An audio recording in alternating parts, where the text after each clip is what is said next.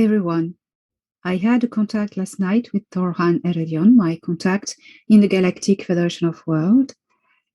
Torhan Heredion is a fleet commander, and we've been communicating together all my life since he rescued me when I was a child from an abduction by the Orion Greys. Torhan and myself communicate by a device that is in me and which allows quantum communication. This is technology. This is not channeling. This is not downloads. This is none of this. It is quantum technology, very safe and non-hackable. Often I have contact when he wants to show me something. And last night, the contact switched on. And when we are in contact, it's similar to telepathy, except that it's very accurate and very physical and strong. And we have shared visions, shared sounds. We speak telepathically, but I can see around his head a narrow periphery, like about this distance. So I can see in the background what's going on. And sometimes we can share a vision, and I can look through his eyes, or he can look through my eyes when we decide and agree for it. So he shows me what he is looking at. I have no control on the vision. I cannot look right and left, up and down. It is seeing through his eyes. Last night I had such a contact, as I often have, nearly every day. Torhan was running, quite in a hurry, to a cargo bay on the Excelsior, which is the battle mothership of the Galactic Federation of Worlds in this star system. In this cargo bay where he arrived, it's always a great enjoyment seeing him walking through this mothership, because I can see the decor, I can see the corridors with big bay windows looking over space. Sometimes you see a little bit of the curvature of the Earth. It's beautiful. The moon sometimes, when it's near. He teleported himself twice from teleport pads inside of the station. When he arrived in the cargo bay, there was a lot of agitation. And I said, why are you working with the cargo bay? You are a fleet commander. You command a fleet of ships. He said, well, because my fleet was in charge of a mission and I need to supervise. So his ships had brought back from the moon strange stuff. So the cargo was arriving, and it was he showed it to me in the cargo bay. There were a lot of people not running around, but walking, busy and excited. What was brought back was, it looked like big pods, but not pods as you imagine, like life pods or, life support, things like this. The shapes were organic. It was like, chrysalis, butterfly chrysalis, exactly the same shapes, but it was hard. It was solid. And so I said, oh, wow, is that, it was brownish black and a bit of yellow. The size was about, I'm going to talk in meters because it's my unit of measures, about 3 to 4 meters long on about 2 meters high. And Torhan is a little bit higher than 2 meters, so I could, it's actually about 2 meters, but he could slightly look over it. He explained to me that these pods were in fact technology. And I said, what kind of technology? Where it comes from first? You know, he said it comes from the moon. You know, he said it comes from Luna, Earth moon, or Terra's moon, he said. And I said, wow, is that linked to with the arcs and the cedars? He said, no, nothing to do with the arc on the moon. It's something way more ancient than that. It came with the moon when the moon was brought into this solar system. And it stayed there. It was always there. It was technology of the people who brought this moon there into our star system. And they said it's not the Galactic Federation, it's another organization.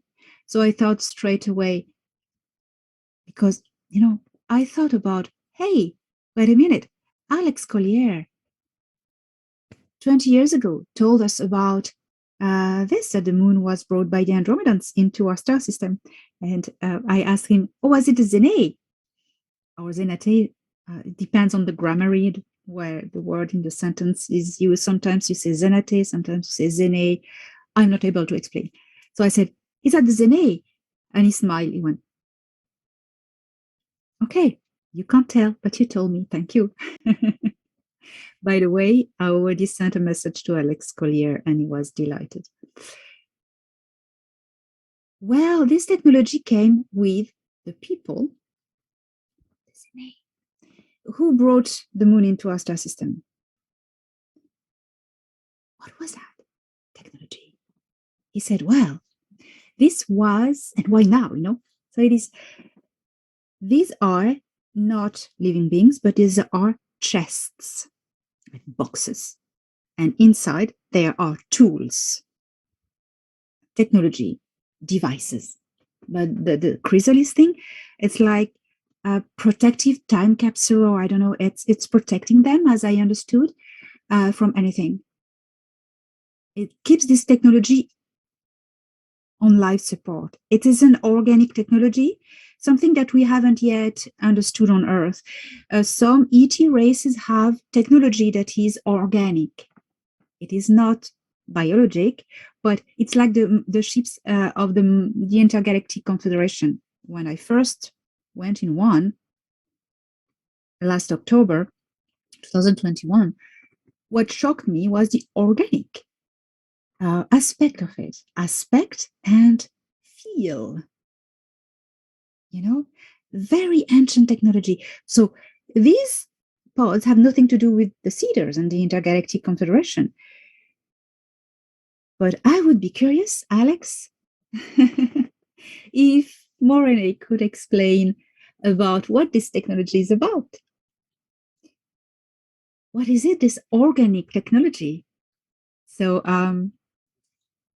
I send you the ball in your camp now.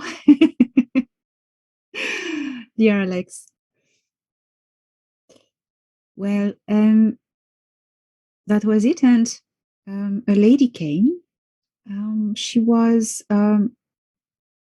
wearing a white suit, smart suit, with some black lines that it was going like this and down the front, like this and down.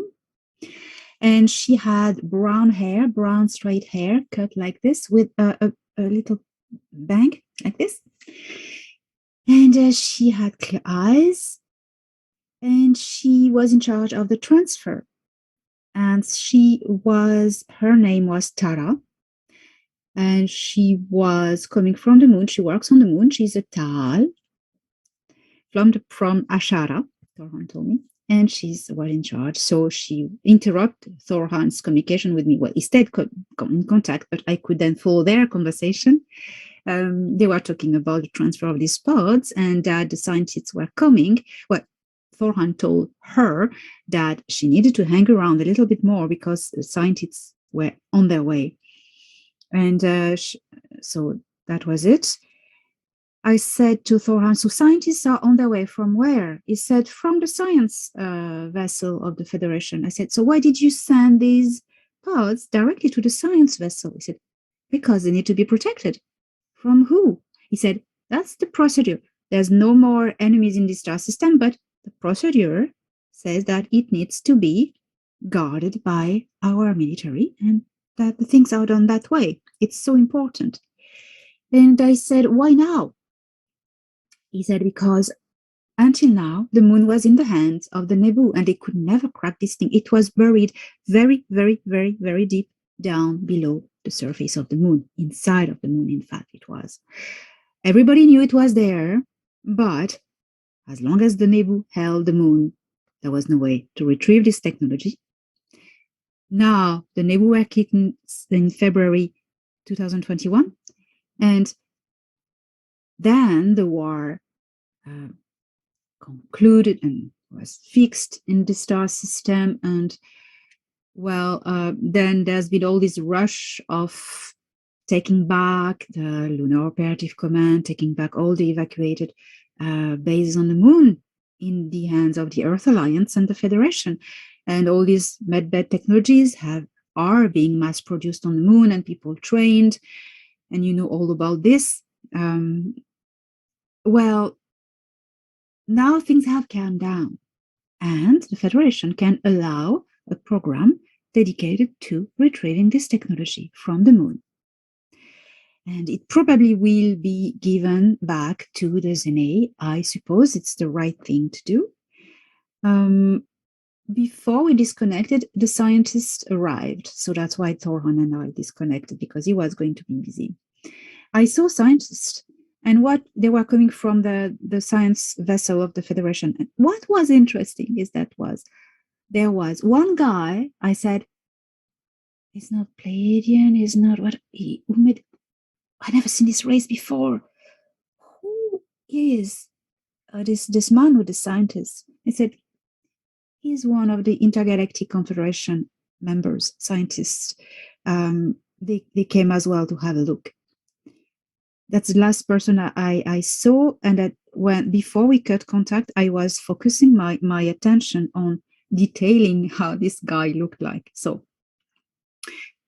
Ormong was the name of the race. Ormong, Ormong, as I understood it could be written. Of course, it's not written like this.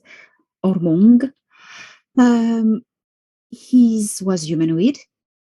He wore a yellow jumpsuit, but thick fabric with a brown patch that came like this.